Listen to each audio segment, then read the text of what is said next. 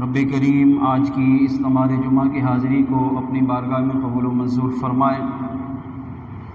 اللہ عز و جل کے پیارے حبیب لبیب، ہم گناہوں کے مریضوں کے طبیب، نبیوں کے امام جناب رحمت للعالمین محمد مصطفیٰ احمد مجتبیٰ صلی اللہ تعالیٰ علیہ وآلہ وسلم کی ذات اقدس پر درود پاک پڑھنے کے بے شمار فضائل و برکات ہیں۔ ایک حدیث پاک کا مفہوم ہے، پیارے آقا صلی اللہ تعالیٰ علیہ وآلہ وسلم نے ارشاد فرمایا، جو میرا امتی میری ذات پر میری محبت اور میرے شوق کی وجہ سے 3 مرتبہ دن میں اور 3 مرتبہ رات میں درود پاک پڑھتا ہے، اللہ تبارک و تعالیٰ پر حق ہے کہ رب کریم اس کے اس دن اور اس رات کے گناہوں کو بخش دے۔ ہمیں چاہیے کہ ہم بھی پیارے آقا صلی اللہ تعالیٰ علیہ وآلہ وسلم کی ذات اقدس پر جتنا زیادہ ہو سکے درود پاک پڑھنے کی عادت بنا لیں۔ حصول برکت، نزول رحمت کے لیے محبت و عقیدت کے ساتھ بارگاہ رسالت میں درود پاک کا نذرانہ پیش کیجیے۔ اللہم صلی علی سیدنا و مولانا محمد وعلی آل سیدنا و مولانا محمد وبارک وسلم صلاۃ و سلام علیک یا سیدی یا رسول اللہ وعلی آلک و اصحابک یا سیدی یا حبیب اللہ۔ اللہ تعالیٰ کا لاکھ لاکھ کروڑا کروڑ احسان ہے، اس رب کریم نے زندگی میں ایک بہت ہی مبارک اور اہم دن 14 اگست ہمیں عطا فرمایا۔ ذی الحجۃ الحرام کا بابرکت مہینہ جاری و ساری ہے۔ آج اس کا تیسرا جمعہ ادا کرنے کے لیے ہم سب جمع ہیں، اور یہ وہ بابرکت عظیم مقدس مہینہ، بلکہ چوتھا جمعہ ہم ادا کر رہے ہیں، اور یہ وہ عظیم مہینہ ہے کہ جس میں مسلمان اللہ کریم کی بارگاہ میں قربانیاں بھی پیش کرتے ہیں۔ 18 ذی الحجۃ الحرام کو خلیفہ ثالث امیر المؤمنین سیدنا عثمان غنی رضی اللہ تعالیٰ عنہ کا عرس مبارک بھی شان و شوکت سے مناتے ہیں۔ اسی مبارک مہینے میں اللہ تعالیٰ نے ہمیں 14 اگست کے مبارک دن، اور وہ بھی جمعۃ المبارک کے دن ہمیں عطا فرمایا۔ اسی موضوع کے مناسبت سے چند باتیں قیام پاکستان کے مقاصد، ملک پاکستان کی اہمیت، اور پاکستانی مسلمان کو 14 اگست کیسے منانی چاہیے، اس حوالے سے چند باتیں عرض کروں گا۔ انتہائی توجہ کے ساتھ، محبت و عقیدت کے ساتھ سنیں گے تو اللہ نے چاہا تو عقائد و اعمال کی بہترین اصلاح ہوگی، پاکستان کی محبت، پاکستان کی اہمیت، پاکستان کا پیار، پاکستان کی عظمت دل میں پیدا ہوگی، اور اپنے پاکستانی ہونے پر فخر محسوس کریں گے۔ قرآن کریم میں اللہ تعالیٰ نے ارشاد فرمایا، وَإِن تَعُدُّوا نِعْمَتَ اللَّهِ لَا تُحْصُوهَا، اور اگر تم اللہ کی نعمتوں کو شمار کرنا چاہو تو لا تحصوها، اس کو نہیں گن سکتے۔ اور ایک آیت کریمہ میں اللہ نے فرمایا، لئن شکرتم لازیدنکم، اگر تم میرا شکر کرو گے تو تو میں تمہاری نعمتوں میں اضافہ فرماؤں گا۔ اللہ تعالیٰ کی بندے پر لاکھوں کروڑوں نعمتیں ہیں، اگر گننا چاہے تو نہیں گن سکتا، تو جب گن نہیں سکتا تو شکر بھی ادا نہیں کر سکتا۔ ساری زندگی اگر انسان صرف اس نعمت کا شکر ادا کرے کہ اللہ نے مجھے انسان بنایا، آگے مسلمان بنایا، مومن بنایا، سنی بنایا، عاشق رسول بنایا، حافظ بنایا، عالم بنایا، مفتی بنایا، وڈیرا بنایا، سردار بنایا، کوئی دنیاوی منصب دیا، کوئی دینی منصب دیا، کوئی عہدہ دیا، کچھ لوگوں کو ماتحت کیا، کوئی بھی دنیا میں نعمت دی، یہ ساری نعمتیں بعد میں ہیں، صرف اس نعمت کا بھی شکر ادا نہیں کر سکتا کہ اللہ نے 18,000 مخلوقات میں سے اس کو انسان بنایا ہے۔ جب انسان ہونے کا شکر ادا نہیں کر سکتا تو جو آگے کی نعمتیں ہیں، عزت، دولت، مال، شہرت، اولاد، نیک اولاد، اچھی بیوی، اچھے پڑوسی، اچھا خاندان، اچھے گھر والے، اچھے محلے والے، اچھا شہر، اچھا صوبہ، اچھا ملک، ان نعمتوں کا تو شکر ادا ہی نہیں کر سکتا۔ اور سب سے بڑی نعمت انسان بنا کر مسلمان بنایا۔ انسانوں میں تو کافر بھی ہیں، انسانوں میں تو یہود و نصارہ بھی ہیں، انسانوں میں تو ہندو بھی ہیں، انسانوں میں تو انگریز بھی ہیں، تو انسانوں میں بھی مسلمان، اور مسلمانوں میں بھی دو فرقے، بد مذہب اور اچھے مذہب والے، برے مذہب والے، اچھے مذہب والے۔ تو جو بد مذہب ہے وہ بھی مسلمان ہے، لیکن بد مذہب اس لیے کہ وہ عقائد اور اعمال سے ہٹا ہوا ہے، اور اچھے اعمال اور اچھے مذہب پہ چلنے والے کو اللہ نے اہل سنت و جماعت جیسی تحریک کا دامن دیا۔ تو اب یہ بنا مسلمان سے مومن، تو اب اس کے پاس دنیا کی سب سے بڑی نعمت، دنیا کی سب سے بڑی دولت، دنیا کی سب سے بڑی عزت، دنیا کی سب سے بڑی شہرت اللہ تعالیٰ نے ایمان کی صورت میں اس کو عطا کیا ہے۔ اب اس ایمان پر اگر ساری زندگی بندہ سجدے میں پڑا رہے، ساری زندگی نمازیں پڑھتا رہے، ساری زندگی روزے رکھتا رہے، ساری زندگی حج کرے، ساری زندگی عمرے کرے، ساری زندگی اللہ کی عبادت کرتا رہے، تب بھی اپنے رب کی ایک نعمت کا بھی شکر ادا نہیں کر سکتا۔ اللہ کی ان نعمتوں کا شکر جو ادا کرتا ہے تو اللہ فرماتا ہے لئن شکرتم لازیدنکم، اگر تم میری نعمتوں کا شکر کرو گے تو میں نعمتوں میں اضافہ کروں گا۔ اللہ کی ان نعمتوں، اور اگر ناشکری کرو گے، ولئن کفرتم، اور اگر تم ناشکری کرتے ہو تو فرمایا پھر میرا عذاب بہت شدید ہے۔ ان بطش ربک لشدید، بے شک تیرے رب کی پکڑ بھی سخت ہے۔ کہ جب وہ عذاب بیچتا ہے، جب وہ پکڑتا ہے، جب وہ گرفت کرتا ہے تو پھر ساری دنیا بھی مل کر اسے چھڑا نہیں سکتی۔ اللہ کی ان نعمتوں میں سے ایک نعمت ہے آزادی، جو اللہ تعالیٰ نے ہمیں ملک پاکستان کی صورت میں عطا فرمائی۔ اگر اس آزادی کی نعمت کو ہم سمجھیں، اس آزادی کی نعمت کو اللہ کی بہت بڑی نعمت سمجھیں اور اس آزادی کی نعمت پر شکر ادا کریں، تو اللہ تعالیٰ ہمیں اس آزادی کی نعمت میں مزید اضافہ کرے گا۔ اور آزادی کی نعمت میں کیا اضافہ ہوگا؟ زندگی بھر آپ کسی کے غلام نہیں بنیں گے۔ غلام اور آزاد دونوں میں فرق ہے۔ آپ شریعت پڑھ کے دیکھیں، غلام کی الگ شریعت ہے، آزاد کی الگ ہے۔ اسلام نے غلام کے الگ مسائل بیان کیے، آزاد کے الگ بیان کیے۔ غلام اور آزاد دونوں میں ایک واضح فرق یہ ہے کہ آزاد بندہ اپنی مرضی سے جو چاہے کر سکتا ہے، اور غلام اپنی مرضی سے کچھ بھی نہیں کر سکتا۔ اس کو آسان مثال سے سمجھا دوں، یہاں تک کہ آپ بازار جا کر اپنی مرضی سے کوئی پھل، کوئی سبزی، کوئی فروٹ، بلکہ کوئی بھی چیز خریدنا چاہیں تو اپنی رقم سے، اپنی مرضی سے، اپنے اختیار سے، اپنے کمال سے آپ بازار جا کر جو چاہیں کھا سکتے ہیں، پی سکتے ہیں، خرید سکتے ہیں، پہن سکتے ہیں، جبکہ غلام اپنی مرضی سے نہ کھا سکتا ہے، نہ پی سکتا ہے، نہ پہن سکتا ہے، اور نہ بازار جا کر کوئی چیز خرید سکتا ہے۔ اگر غلام کو کچھ بھی کرنا پڑے گا تو غلام کے لیے ضروری ہے کہ وہ اپنے مالک کی اجازت لے۔ اتنا واضح فرق ہے آزادی اور غلامی میں۔ اللہ کریم نے 14 اگست 1947 اور اسلامی حساب سے 27 رمضان المبارک شب قدر کی بابرکت رات میں، شب قدر جیسی رات گزارنے کے بعد جب 27 رمضان کا دن آیا تو اللہ کریم نے اس دن ہمیں یہ ملک پاکستان ایک اسلامی جمہوریہ پاکستان کی صورت میں عطا فرمایا ہے۔ پاکستان آپ کو ملا تو اس کا مطلب آپ کو آزادی ملی۔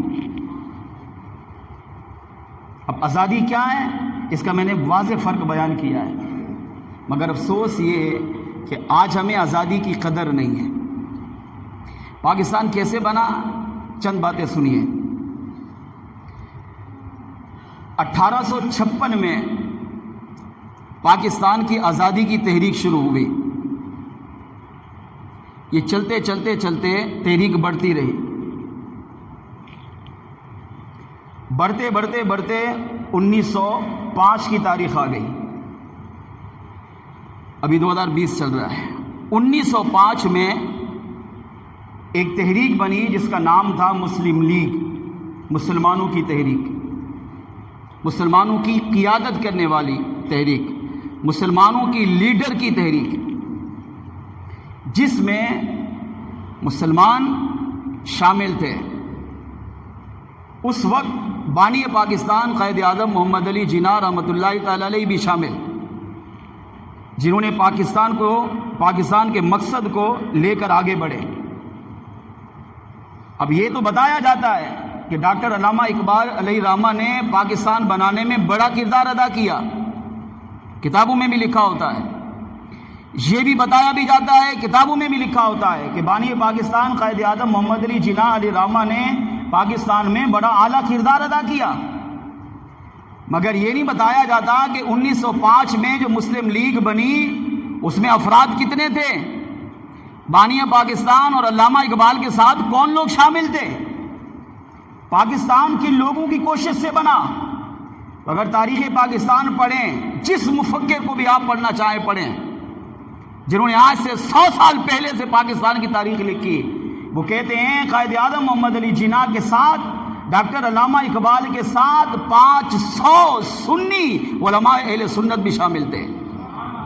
500 علماء پر مشتمل عوام تو ایک سنی عالم کا بھی حق ادا نہیں کر سکتی، اور مسلم لیگ وہ تحریک جو 500 علماء پر مشتمل تھی، جن کی سیاسی قیادت اگرچہ ڈاکٹر علامہ اقبال علیہ الرحمہ یا قائد اعظم محمد علی جناح کر رہے تھے، مگر ان کا ساتھ دینے والے، ان کو ذہن دینے والے، ان کے اندر اللہ اور اس کے رسول کی محبت پیدا کرنے والے اور پاکستان کے مقاصد میں سب سے اہم اور اعلیٰ کردار ادا کرنے والے اگر کچھ لوگ تھے تو وہ پاکستان سے سچی محبت کرنے والے ہمارے سنی علماء کرام، جن کا تعلق اہل سنت و جماعت سے تھا، ان لوگوں نے مل کر قیام پاکستان میں سب سے اعلیٰ کردار ادا کیا۔ ان 500 علماء میں پیر سید جماعت علی شاہ علیہ الرحمہ کی ذات مبارکہ بھی شامل تھی۔ اتنے بڑے پیر تھے اور جنہوں نے پاکستان سے کتنی محبت کی۔ جب الیکشن کے دن آئے تو پیر سید جماعت علی شاہ علیہ الرحمہ نے اپنے مریدوں سے کہا، جن کی لاکھوں کی تعداد میں مرید تھے، آپ نے فرمایا میرا جو مرید مسلم لیگ کو ووٹ نہیں دے گا وہ میرا مرید نہیں رہے گا۔ اگر مرید چاہتا ہے کہ میں پیر سے وابستہ رہوں، اب دیکھیں یہاں پر شریعت کی بات نہیں ہو رہی، پاکستان بنانے کی بات ہو رہی ہے، تو اس وقت کے علماء، اس وقت کے پیر زیادہ پاکستان سے کتنی محبت کرتے تھے۔ بنا نہیں پاکستان، مگر آپ نے اعلان کیا جو میرا مرید مجھ سے محبت کرتا ہے، مجھ سے عقیدت کرتا ہے، پیار کرتا ہے، میرا حکم ہے اسے چاہیے کہ مسلم لیگ کو آ کر ووٹ دے تاکہ یہ تحریک بڑھے اور اس تحریک کے ذریعے اللہ ہمیں پاکستان جیسی نعمت عطا فرمائے۔ یہ تحریک بڑھتی رہی، انہی تحریک میں ان 500 علماء میں ایک اہم اور اعلیٰ ہستی، افسوس کے ساتھ جن کا نام کتابوں میں نہیں لکھا جاتا، ان اعلیٰ ہستیوں میں امام اہل سنت مولانا شاہ امام احمد رضا خان رحمۃ اللہ تعالی علیہ کی ذات مبارکہ بھی شامل ہے، جنہوں نے پاکستان، قیام پاکستان کے مقاصد کو بیان کیا کہ پاکستان آپ کیوں بنانا چاہ رہے ہیں۔ ظاہر ہے آپ کوئی بزنس کرنا چاہ رہے ہیں، کاروبار کرنا چاہ رہے ہیں، آپ مارکیٹ کھولنا چاہ رہے ہیں، آپ دکان بنا رہے ہیں، آپ ہوٹل کھول رہے ہیں، آپ گھر بنا رہے ہیں، آپ کے سامنے کوئی نہ کوئی مقصد ہوتا ہے۔ وہ مقصد کیا تھا؟ پاکستان بننے کی تحریک تو چلی، مگر پاکستان آپ کیوں بنا رہے ہیں؟ پاکستان بنانے کے مقاصد علماء نے بیان کیے، ان علماء میں سر فہرست جس پاکیزہ ہستی کا نام ہے وہ اعلیٰ حضرت امام احمد رضا کی ذات مبارکہ ہے، جنہوں نے فرمایا پاکستان بنانے کا پہلا مقصد، ہم بھی پاکستانی ہیں مگر افسوس ہمیں یہ مقاصد پتہ نہیں ہے، آپ نے فرمایا پاکستان بنانے کا پہلا مقصد کیا تھا؟ لا الہ الا اللہ کی تعلیمات کو عام کرنا اور محمد رسول اللہ صلی اللہ علیہ وسلم کی شریعت کو نافذ کرنا تھا۔ یہ پاکستان کا جو نعرہ ہم سنتے ہیں لا الہ الا اللہ محمد رسول اللہ، پاکستان کا مطلب کیا؟ لا الہ الا اللہ آپ جانتے ہیں یہ مطلب کہاں سے ملا؟ یہ نعرہ کس نے لگایا؟ 1905 میں کیا بنی؟ تحریک مسلم لیگ۔ کتنا کام کیا؟ کرتے کرتے کرتے کرتے 1947 میں پاکستان آزاد ہوا، تو اب 5 سال پہلے نکالیں تو کتنے بنے؟ 43 سال 42 سال لے لیں، 42 سال تک مسلسل مسلم لیگ جس کے بانی قائد اعظم محمد علی جناح، ڈاکٹر علامہ اقبال، پیر سید جماعت علی شاہ اعلیٰ حضرت اور ان کے ساتھ 500 سنی علماء شامل تھے، 42 سال کوشش کی، 42 سال محنتیں کی، گھر گھر جا کر، علاقے علاقے جا کر، ہندوستان کے چپے چپے میں جا کر لوگوں کو تبلیغ کر کے، اللہ اور اس کے رسول کی دعوت دے کر، پاکستان کے مقاصد کو سمجھا کر لوگوں کو اس بات پر آمادہ کیا کہ جب الیکشن کے دن آئے تو مسلم لیگ کو ووٹ دو، تاکہ یہ جب ووٹ کی سیاسی طاقت اس کی بڑھے گی تو اللہ ہمیں پاکستان جیسی نعمت عطا فرمائے گا۔ نواف آف کالا باغ ایک بہت بڑا لیڈر تھا مسلمانوں کا، ان کے پاس جب دعوت پہنچی کہ آپ نے مسلم لیگ کو ووٹ دینا ہے، کیونکہ ان کے ساتھ مسلمانوں کی بہت بڑی تعداد تھی، لیڈر تھا مسلمانوں کا، آپ نے ووٹ دینا، اس نے کہا میں ووٹ نہیں دوں گا، بس ہم یہاں پر ٹھیک ہیں، مخالفت کرتا رہا، نہیں ووٹ دیں گے، نہیں دیں گے، نہیں دیں گے، نہیں دیں گے، مگر جب ووٹ کی تحریک آئی نا، جس دن الیکشن ہونے تھے، تو نواف آف کالا باغ خود اپنے گھر سے چل کر وہاں الیکشن کیمپ میں گیا اور اپنا ووٹ جا کر ڈالا۔ جب لوگوں نے دیکھا کہ حضرت خود ہی ووٹ ڈال رہے ہیں تو جتنے چاہنے والے تھے انہوں نے بھی ڈالا۔ بعد میں لوگ اس سے ملنے گئے، پاکستان کی اہمیت کو سمجھیں اور اپنے پاکستانی ہونے پر ناز کریں، پاکستانی ہونے پر فخر کریں، اور پاکستان کتنی بڑی اللہ کی نعمت ہے اس پر اپنے رب کا شکر ادا کریں۔ جب بعد میں جا کر نواب آف کالا باغ سے لوگوں نے پوچھا آپ تو ووٹ کی مخالفت کرتے تھے، آپ کو جتنا سمجھایا گیا، پاکستان کے مقاصد، پاکستان کی اہمیت بیان کی گئی، آپ منع کرتے تھے، نہیں ووٹ نہیں دینا پاکستان کو، مگر جب ووٹ کی تاریخ آئی تو آپ خود آگے بڑھ کر آپ نے جا کر خود ووٹ دیا۔ وجہ کیا تھی؟ اب وجہ دل سے سنیے۔ نواب آف کالا باغ کہتا ہے اگلے دن الیکشن ہونا تھا، رات کو جب میں سویا تو میرے خواب میں امام الانبیاء صلی اللہ علیہ وسلم تشریف لائے اور میرے آقا علیہ السلام نے ارشاد فرمایا تم نے صبح اٹھ کر اپنا ووٹ مسلم لیگ کو بھی دینا ہے اور اپنے چاہنے والوں کو بھی ووٹ دینے کا حکم دینا ہے، کیونکہ تمہاری مدد اور ووٹ کے ذریعے اللہ مسلم لیگ کو تقویت دے گا، اور جب پاکستانی مسلمان چاہنے والے اس تحریک میں شامل ہوں گے تو اللہ کریم اس کی برکت سے تمہیں پاکستان جیسی نعمت بھی عطا فرمائے گا۔ وہ کہتے خواب میں میرے آقا آئے اور سرکار نے فرمایا تب جا کر میں نے ووٹ دیا ہے۔ اس سے پتہ چلا پاکستان بننے میں بھی امام الانبیاء صلی اللہ تعالیٰ علیہ وسلم کی نگاہ رحمت شامل ہے۔ پاکستان کیا ہے؟ کسی نے کہا پاکستان اللہ کی نشانیوں میں سے ایک نشانی کا نام ہے۔ اللہ کے معجزات میں سے ایک معجزے کا نام ہے، امام الانبیاء علیہ السلام کی معجزات میں سے ایک معجزہ ملک پاکستان کی صورت میں اللہ نے ہمیں عطا کیا ہے۔ پاکستان کا مطلب کیا؟ لا الہ الا اللہ۔ یہ نعرہ ہمیں کہاں سے ملا؟ جب یہ تحریک چلی نا 1905 سے 1947 تک، اور 14 اگست 1947 میں پاکستان آزاد ہوا، 42 سال مسلسل محنت کی۔ اب محنت تو کی، مشکلات کتنی ہوئی، تکالیف کتنی اٹھائیں، پریشانیاں کتنی اٹھائیں، ہمیں تو بیٹھے بیٹھے گھر میں پاکستان مل گیا۔ اسی وجہ سے ہمیں پاکستان کی قدر نہیں، اسی وجہ سے ہمارے اندر پاکستان کی اہمیت نہیں۔ ہمارا پڑھا لکھا نوجوان کہتا ہے میں تو دبئی میں جا کر، فلاں ملک میں جا کر، وہاں جا کر تعلیم حاصل کروں گا، پاکستان میں تو تعلیم ہی نہیں ہے، اور اگر اچھی تعلیم حاصل بھی کر لی تو میں جاب باہر جا کر کروں گا، پاکستان میں تو اچھی جاب ہی نہیں ہے۔ اگرچہ ہمارے دنیاوی مقاصد اپنی جگہ، مگر یہ تو سوچ، تو اتنے پاکیزہ ملک کو چھوڑ کے جا رہا ہے، اگر تیری موت وہاں ہوتی ہے تو پہلی بات تیری لاش ہی نہیں آنی پہنچے گی، اور تیری لاش کے ساتھ وہاں جو حشر ہوگا وہ سوچ بھی نہیں سکتا۔ لیکن ملک پاکستان کتنی بڑی اللہ کی نعمت ہے، اس بات کو سمجھیے۔ اگر مجبوری کی وجہ سے ہمارا پاکستانی باہر جائے بھی، لیکن اس کے دل میں پاکستان کی محبت، عقیدت ہمیشہ باقی رہنی چاہیے۔ وہ کہے، وہ سوچے، ٹھیک ہے میں مال کمانے کے ذریعے بہانے یہاں پر آیا ہوں، ٹھیک ہے میں مجبوریوں کی وجہ سے آیا ہوں، مگر میری عقیدت، میری محبت، میرا پیار میرے ملک پاکستان، وطن عزیز ملک پاکستان سے ہمیشہ رہے گا۔ مگر یہ بھی نہیں ہے، پاکستان سے باہر جاتے ہیں تو پاکستان کو بھول جاتے ہیں، پاکستانی کے مخالف ہو جاتے ہیں، پاکستان کے خلاف معذرت نعرے بازی شروع کر دیتے ہیں۔ پاکستان کتنی بڑی اللہ کی نعمت ہے، اور پاکستان کا نعرہ ہمیں کیسے ملا؟ جب یہ تحریک چلی، 42 سال مسلسل کوشش ہوتی رہی، تو ایک جگہ ہندو، انگریز، یہود و نصارہ، سکھ سب جمع تھے، ایک مسلمان وہاں سے گزرا، تو ان سب نے مل کر اس مسلمان پہ حملہ کیا، مسلمان کو مارتے تھے، کاٹتے تھے، نازیبا جملہ بکتے تھے، گالیاں دیتے تھے۔ تو ایک ہندو نے تانا دیتے ہوئے کہا تو پاکستان پاکستان تم بنا رہے ہو، تحریک چلا رہے ہو، کوشش میں لگے ہوئے ہو، پاکستان ہے کیا؟ کیا مطلب پاکستان کا؟ پاکستان بنا کر تم کیا کرو گے؟ ملک چاہیے تو ہمارے پاس ملک ہندوستان کی صورت میں ہے، مگر تم الگ تحریک بنا کر 42 سال کی مسلسل کوشش کیوں کر رہے ہو؟ پاکستان کیوں بنائیے؟ کیا زمین کے لیے؟ زمین تو یہاں بھی ہے۔ کیا صوبوں کے لیے؟ صوبے تو یہاں بھی ہیں۔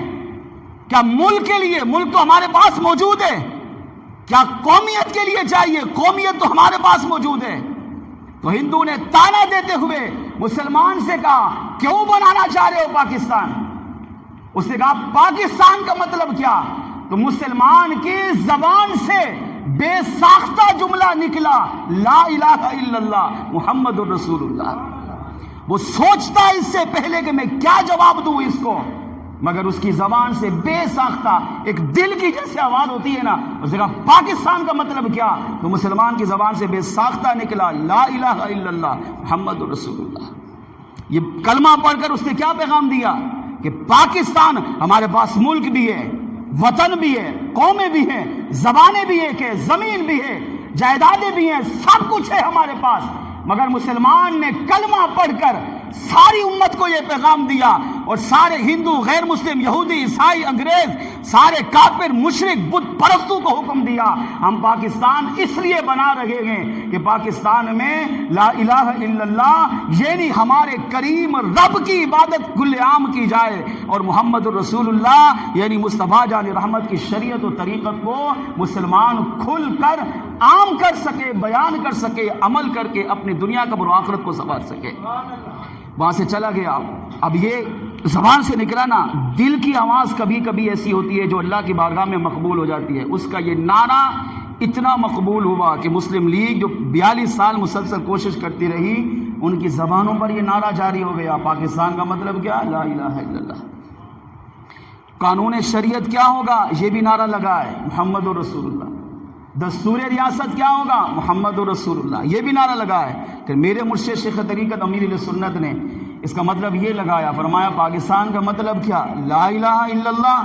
کون ہمارے رہنما؟ محمد الرسول اللہ، کیونکہ حضور سے بڑھ کر کوئی رہنما ہو ہی نہیں سکتا۔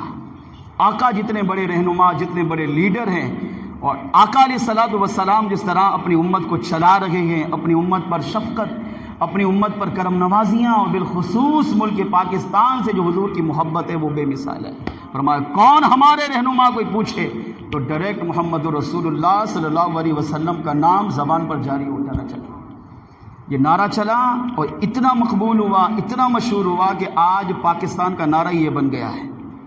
مگر افسوس کے ساتھ، دکھی دل کے ساتھ کہنا پڑ رہا ہے کہ آج 73 سال پاکستان کو ہو چکے، مگر ہماری سیاسی تنظیمیں تو بہت ہیں، مگر یہ نعرہ کسی کی زبان پہ بھی جاری نہیں ہوتا۔ اپنے لیڈر کے نعرے لگائیں گے، اپنی واہ واہ ہوگی، اپنی چرچے کریں گے، سب کچھ کریں گے، لیکن پاکستان کا مطلب کیا، یہ نعرہ زبان پر جاری نہیں ہوتا۔ یہ نعرہ اگر زبان پہ جاری کوئی کرتا ہے تو وہی کرے گا جس کے دل میں اللہ اور اس کے محبوب علیہ السلام کی سچی محبت ہوگی، جو پاکستان کی اہمیت کو سمجھے گا، جو پاکستان کو عزت دے گا، پاکستان کے مقام کو سمجھے گا، پاکستان کو اللہ تعالیٰ کی بہت بڑی نعمت سمجھ کر زندگی گزارے گا، تو وہی اپنی زبان پر یہ ترانہ بھی جاری رکھے گا کہ پاکستان کا مطلب کیا، لا الہ الا اللہ، کون ہمارے رہنما محمد رسول اللہ۔ اس سے پتہ چلا کہ پاکستان اللہ تعالیٰ کی ایک بہت بڑی قدرت کی نشانی ہے۔ پاکستان وہ ملک ہے جس سے رب بھی پیار کرتا ہے، پاکستان وہ ملک ہے جس سے آقا علیہ الصلوۃ والسلام بھی پیار فرماتے ہیں۔ پاکستان آقا علیہ الصلوۃ والسلام کی بارگاہ میں کتنا مقبول ہے، اور جب پاکستان بنا تو میرے آقا علیہ الصلوۃ والسلام نے کتنی شفقت فرمائی، اس روایت سے اس بات کو سمجھیے۔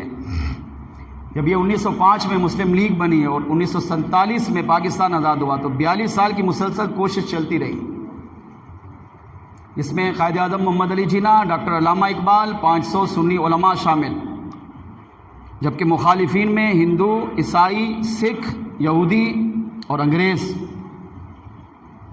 اور ان کا مقصد کیا تھا؟ مقصد ان کا مسلمان کو غلام بنانا۔ غلامی اور آزادی کا فرق میں پہلے بیان کر چکا۔ مسلمان کو غلام بنا رہے تھے۔ کیوں پاکستان بنایا؟ کیونکہ اس وقت امن نہیں تھا۔ پاکستان اس لیے بنایا تاکہ پاکستان میں امن ہو۔ پاکستان بنانے کا دوسرا مقصد، وہاں اللہ کی عبادت کھل کر نہیں کی جانے رہی تھی، نہیں کرنے دے رہے تھے۔ پاکستان اس لیے بنایا تاکہ اپنے رب کی عبادت بندہ ہر دم جب چاہے کر سکتا ہے۔ وہاں پر آقا علیہ السلام کی شریعت، حضور کی سنت، حضور کی طریقت، آقا علیہ السلام کا لایا ہوا دین، اس پر عمل کرنا مسلمان کے لیے دشوار ہو رہا تھا۔ پاکستان اس لیے ہمارے علماء نے بنایا۔ قیام پاکستان کا تیسرا مقصد یہ ہے تاکہ مصطفیٰ جان رحمت کے دین کو عام کیا جائے اور مسلمان اپنے آقا علیہ الصلوۃ والسلام کی شریعت و سنت پر عمل کر سکے۔ پاکستان بنانے کا چوتھا مقصد جو علماء نے بیان کیا وہ یہ تھا تاکہ اس وقت مسلمانوں کی جائیدادوں پر، زمینوں پر، مسلمانوں کے مال پر ناجائز قبضے ہو رہے تھے۔ پاکستان اس لیے علماء نے مل کر بنایا تاکہ مسلمان کی جان، مال، جائیداد، عزت کا تحفظ ہو سکے، تاکہ مسلمان خود با اختیار ہو سکے، اس کی جان بھی محفوظ ہو، مال بھی محفوظ ہو، اس کا زمین بھی محفوظ ہو، اس کے گھر بار بھی محفوظ ہو، اس کے بیوی بچے بھی محفوظ ہو، اس کا خاندان بھی محفوظ ہو۔ یہ بدقسمتی سے اگرچہ ہمارے کچھ حالات بھی خراب ہوئے، بہتری کی طرف بھی آئے، اچھے بھی آئے، برے بھی آئے، لیکن پاکستان بنانے کا بنیادی مقصد یہ تھا، امن، سلامتی، سکون، اطمینان، چین کی زندگی مسلمان گزارے اور گناہوں بھری زندگی نہیں، اللہ اور اس کے رسول علیہ السلام کی شریعت و سنت پر عمل کرنے والی زندگی مسلمان گزار سکے۔ اب میں اور آپ جائزہ لیں کہ ہماری حالت کیا ہے؟ کیا ہم اس آزادی کی نعمت کا شکر ادا کر رہے ہیں؟ ہمیں اس آزادی کی نعمت کی قدر ہے؟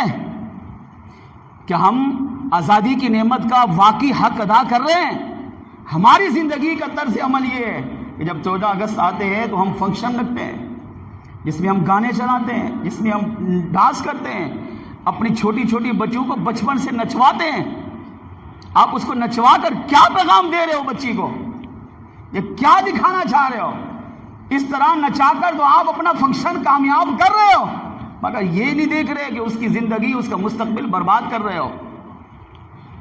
پاکستان کی بڑی نعمت آزادی ہے۔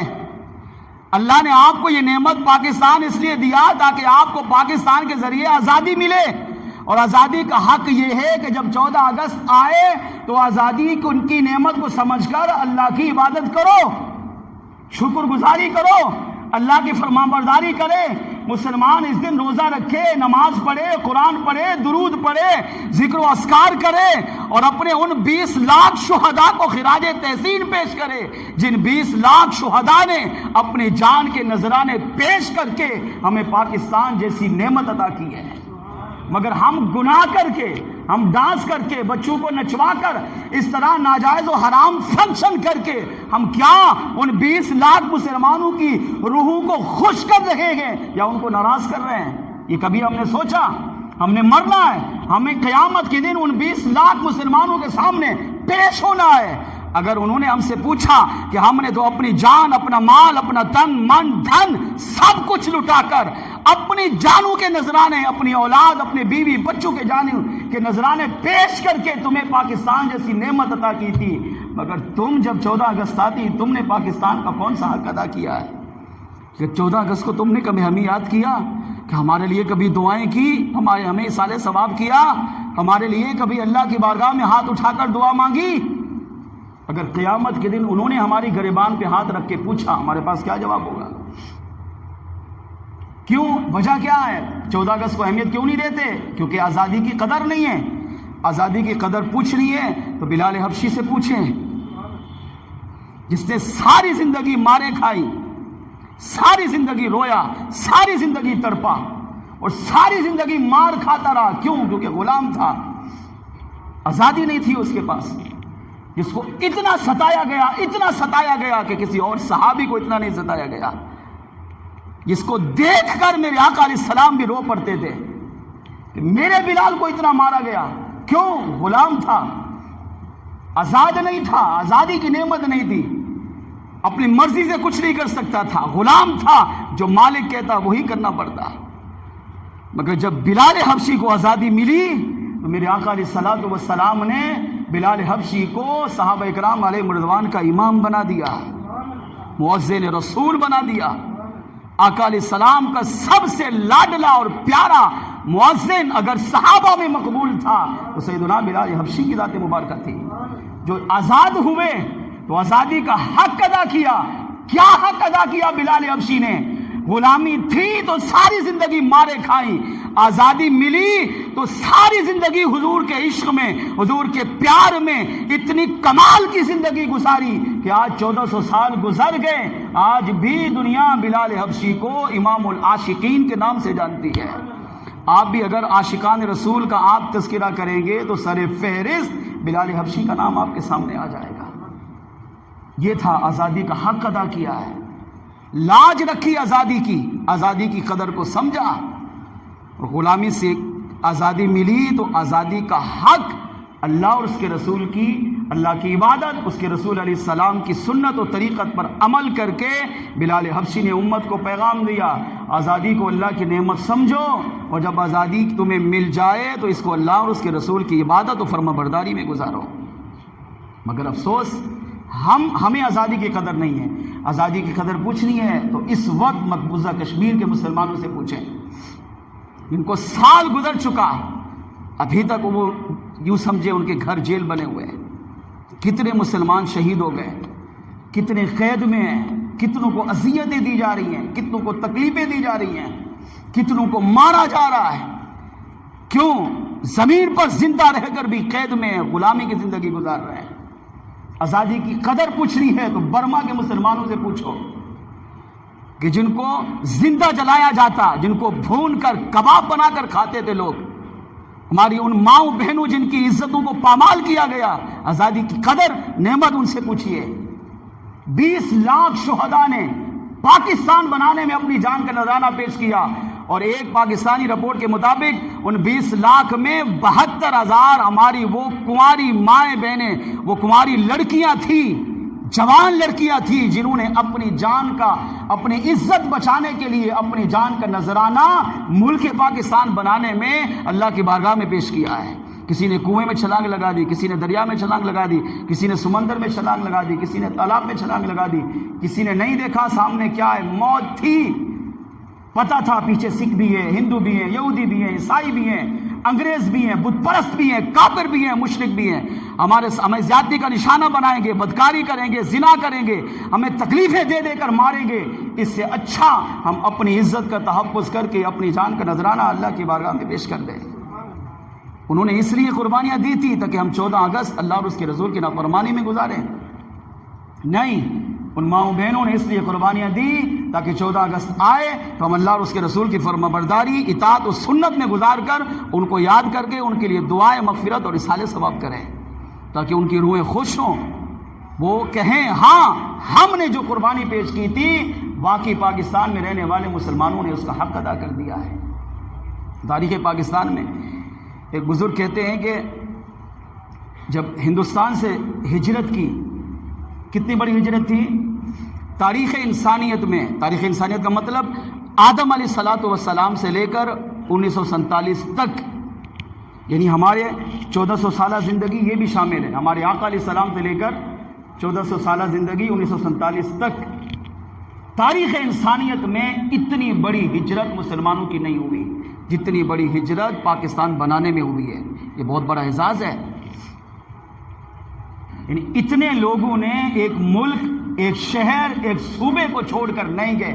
کتنی تعداد ہے؟ بعض علماء نے بیان کیا، مورخین لکھتے ہیں 1 کروڑ کے قریب مسلمانوں نے ہندوستان کو چھوڑ کر پاکستان اختیار کیا ہے، چل پڑے، نہیں پتا تھا کہاں جانا ہے، سامنے کیا ہے، سوائے موت کے ان کے سامنے کچھ بھی نہیں تھا، مگر 1 کروڑ مسلمانوں نے اپنی جان کی پرواہ نہیں کی، چل پڑے راستے کی طرف، مریں گے تو بھی شہید، بچ گئے تو غازی، اور کم از کم ہمیں پاکستان کی نعمت نہ ملی تو ہماری جان دینے سے ہماری بعد میں آنے والی نسل کو اللہ پاکستان کی نعمت عطا کرے گا۔ وہ چلتے چلتے ایک مورخ کی بات سنیے، وہ کہتے ہیں کہ میں بھی ان 1 کروڑ مسلمانوں میں شامل تھا، چلتے چلتے ہم چل رہے تھے، بس پاکستان جانا ہے، ہندوستان چھوڑنا ہے، پیچھے ہمارے ہندو بھی تھا، سکھ بھی تھا، یہودی بھی تھا، عیسائی بھی تھا، انگریز بھی تھا، کافر، مشرک، بت پرست، سب نے پیچھے کی یلغار، اور ان کی کوشش کیا تھی؟ ان کو پاکستان نہیں پہنچنے دینا، ان کو قتل کر دو، جب یہ 1 کروڑ مر جائیں گے وہ پاکستان پہنچے گا نہیں، جب پہنچے گا نہیں تو پاکستان بنے گا ہی نہیں۔ لیکن پاکستان بننا تھا، کیونکہ پاکستان پر میرے رب کی نگاہ رحمت بھی شامل تھی، پاکستان پر میرے آقا علیہ السلام کی نگاہ عنایت شامل تھی، پاکستان بنانے میں مصطفیٰ جان رحمت کی رضا خواہش شامل تھی، اس لیے پاکستان بننا تھا۔ وہ کہتے میں چلا، چلتے چلتے، اب وہ پیچھے تھے ہمارے، تو مسلمانوں کا قتل عام ہو رہا تھا، 20 لاکھ مسلمان مر گئے، شہید ہوئے، چلتے چلتے چلتے میرے سامنے دریائے ستلج آیا، اب سامنے دریا ہے اور پیچھے سکھ، ہندو، یہودی، عیسائی ہے، وہ اگر عورتوں کو پکڑتے تو پہلے بدکاری کرتے، پھر زندہ جلاتے، پھر بھونتے، پھر کھاتے، اور مردوں کو پکڑتے تو مار دیتے، اور اذیت ناک موت مارتے، اذیت ناک، تڑپ تڑپ کر مرنے والی موت۔ وہ کہتے میں نے سامنے دریا تھا، پیچھے ہندو سکھ تھے، تو اب میں نے کہا میں جان کیسے بچاؤں گا؟ ٹھیک ہے، تو میں نے ایک لکڑی لی اور اس کو دریا میں پھینکا اور چھلانگ لگا دی اور لکڑی پر تیرا، تاکہ یہ تیر کر دریا کراس کر کے اگلے کنارے جا کر اپنی جان بچاؤں گا۔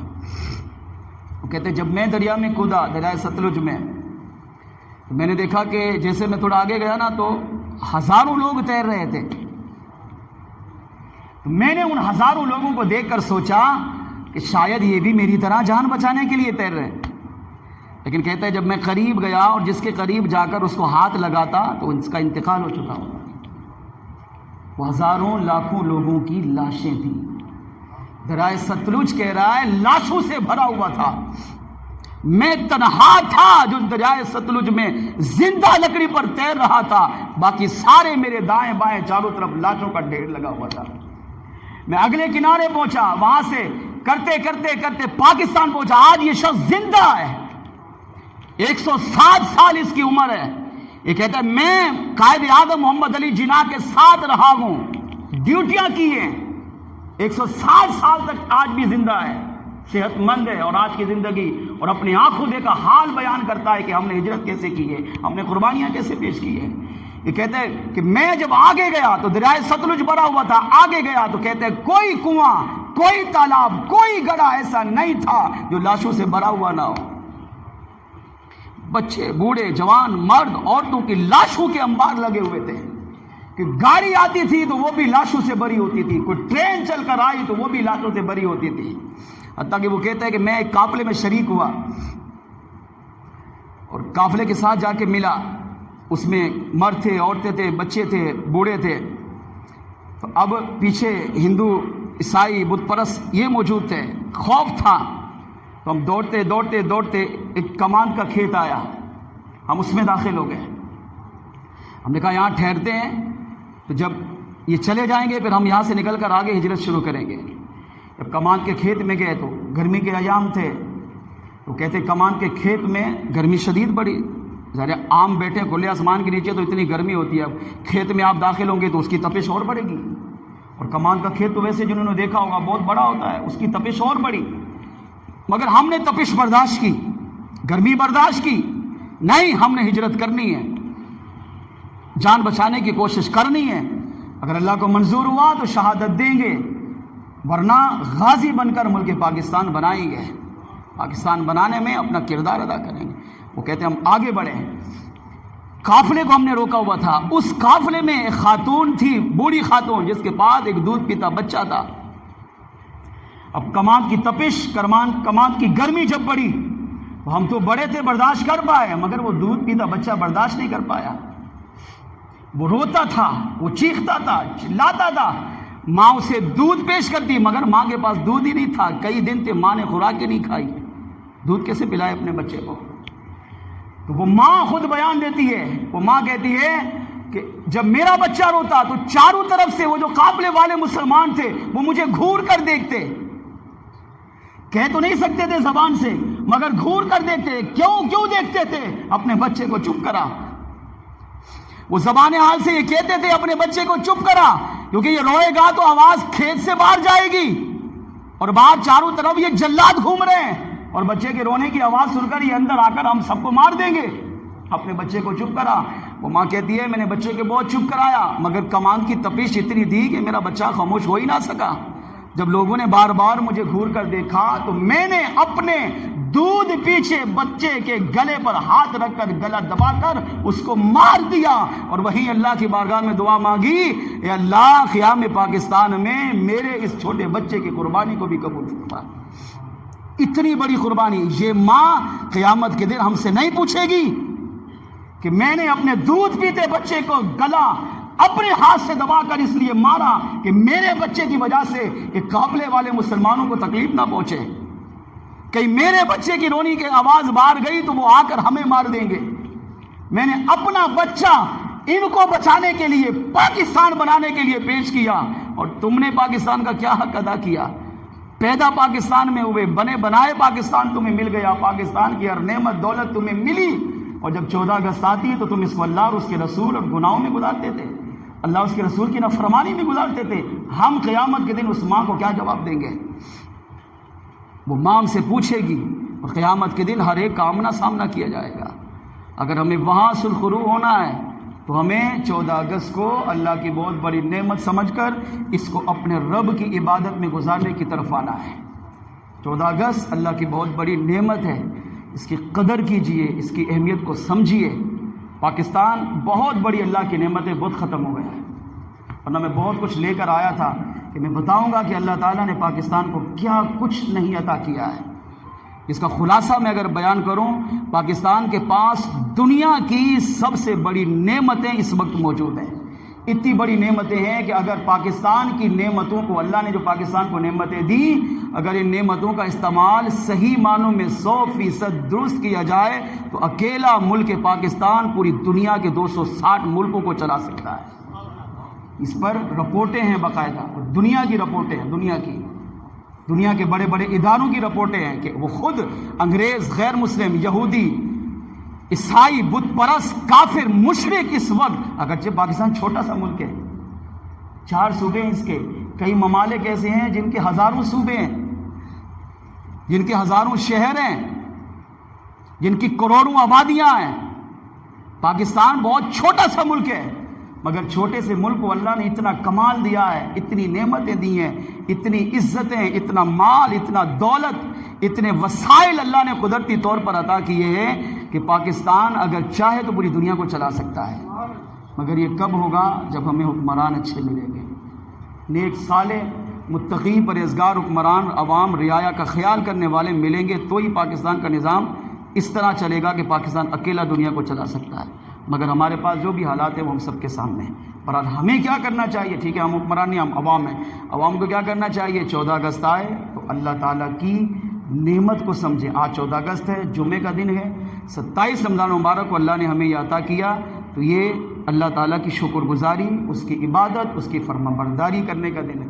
اس کو نماز میں، تلاوت قرآن میں، ذکر و درود میں، استغفار میں گزاریے، اور اپنی دعاؤں میں ان 10 لاکھ شہداء اور ان 72,000 ماؤں بہنوں کو یاد رکھیے جنہوں نے اپنی عزت بچانے کے لیے اپنی جان کی قربانیاں پیش کی، اور انہوں نے ہمیں ملک پاکستان جیسی نعمت اللہ کریم کے کرم سے عطا کی ہے. تو دعائیں کریں گے، استغفار کریں گے، صالح ثواب کریں گے، ان کی روحیں خوش ہوں گی. انشاءاللہ ہم یہاں بھی کامیاب ہوں گے، قبر آخرت میں بھی کامیاب ہوں گے. اللہ کریم ہمیں اس نعمت کی قدر کرنے کی توفیق عطا فرمائے.